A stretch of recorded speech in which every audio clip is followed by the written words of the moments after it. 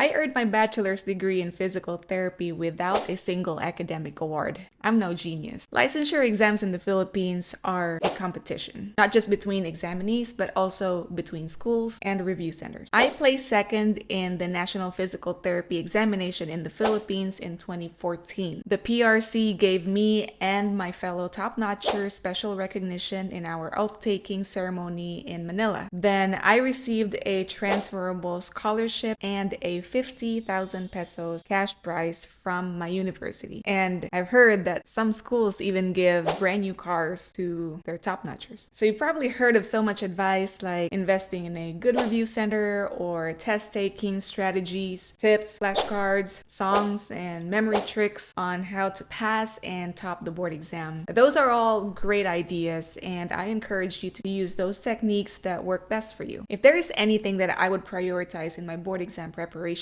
it would be practice exam. That is where I would double down. The more, the better. Isn't it just common sense though? If you want to get good at something, you want to do more of that thing. If you want to win a basketball game, you wouldn't be practicing volleyball, right? I can't even tell you how many people approach me. Any tips? What's your secret? Practice? That's it? And then they start walking away. What were they expecting? Magical flashcards? A lucky pencil? We're so busy looking for what's new and sensational that we underestimate the most basic thing. I didn't understand it back then either. I often wondered why my college professors won't stop giving me practice exams to work on, until a friend of mine, who is also my college senior, placed fourth in her board exam. When she revealed how she did it, I got my answer. Practice.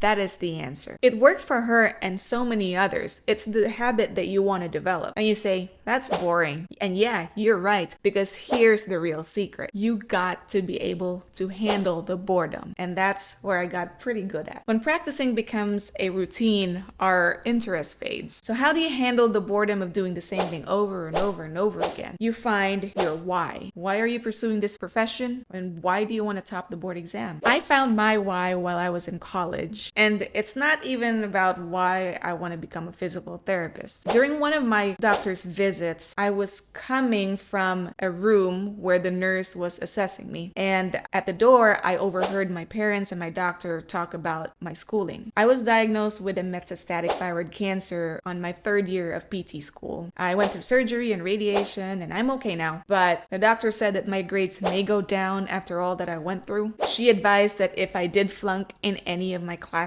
that I would need more patience and support from my parents. Now that stuck with me, and I did all I can to prevent that from happening. In my head, I feared that my doctor's prediction would come true, no matter how hard I try. And I imagined losing my mind in time, and worse, fail the board exam. I do overthink sometimes, but hey, that's my motivation right there. A word about motivation. People say, you just really have to want it bad. My level of motivation is not the same every day. The truth is, my story is also the source of my discouragement. It's both my disadvantage and my unfair advantage. I don't feel like winning all the time. However, I always find a way to show up and remind myself of my purpose, and I mean something visual. I used to have a note that says, board exam, on top of the light switch by my bedroom door, so that I see it every time I leave the room. You can try that too. Now here are 5 things that can enhance your practice. Number 1, collect practice exams and/or practice questions. Where did I get mine? From my teachers at school, the review center,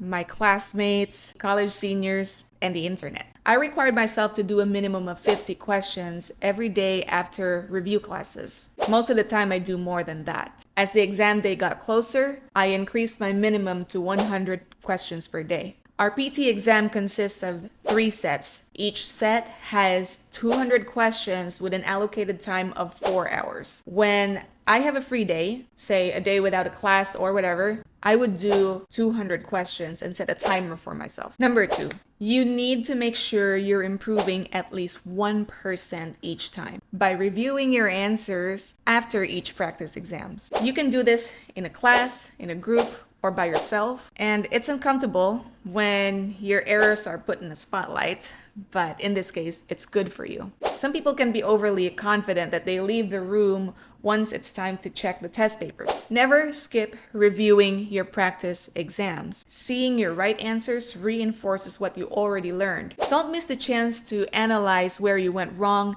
identify areas of weakness, or clarify misconceptions, and strengthen your understanding. This can be hard, and some people skip this part because it takes humility to face your score and your wrong answers. Was it because you didn't know the answer?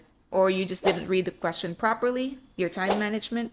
Or just plain stupidity? You have to know what went wrong. Number 3. Adjust your body clock according to the board exam start and end time. I knew months prior that my board exam starts at 8. For the actual exam day, I want to give myself ample time to eat breakfast and travel and calm my nerves before the exam starts. So I trained myself to wake up between 4 and 5 a.m., do my morning routine as if every day was exam day. Number 4. Replicate the environment of the exam and its conditions the best that you can. Take the exam in a quiet place, with a proper table, without distractions. Set a timer so you can get use of the time management required.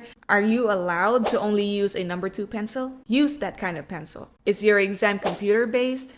Then use a computer for your practice. I had to give up one thing that I really like in preparation for my board exam: music. I learn best when there's rhythm in the background or in my headphone. That's my learning style.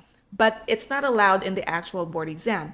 So I had to train myself to live without it for the time being. Number 5, take regular breaks. How you want to do it is up to you. I do my practice exams 6 times per week, and I chose to take the Sundays off. Personally, it's because of my religion. I believe in keeping the Sabbath day holy. I use that time to go to church, write in my journal, listen to music, call my parents and my friends and my boyfriend. I've replicated the same strategy in all of my other major exams, like the TOEFL, where I scored 111 over 120 and 721 over 800 in my National Physical Therapy exam here in the US. My husband passed his NCLEX exam all in one take by reviewing all by himself at home using the strategies that I recommended, even though he did his nursing program only for 16 months. All these ideas are not entirely mine, but a collection of all the good advice